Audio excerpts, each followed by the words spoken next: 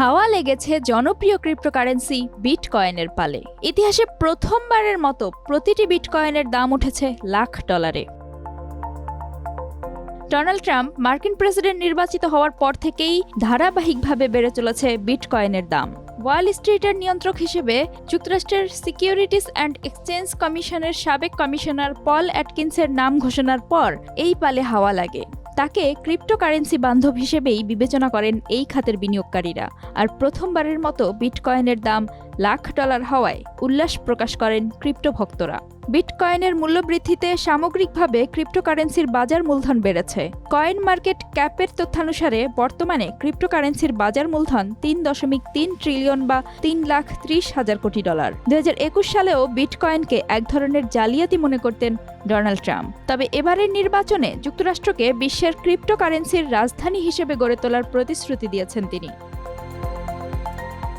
যুক্তরাজ্যের এক জরিপে দেখা গেছে, এখন বিভিন্ন শ্রেণী পেশার মানুষ যেমন শিক্ষক, ব্যাংকার, নার্স ও আইটি পেশাদারেরাও ক্রিপ্টোকারেন্সিতে বিনিয়োগ করছেন।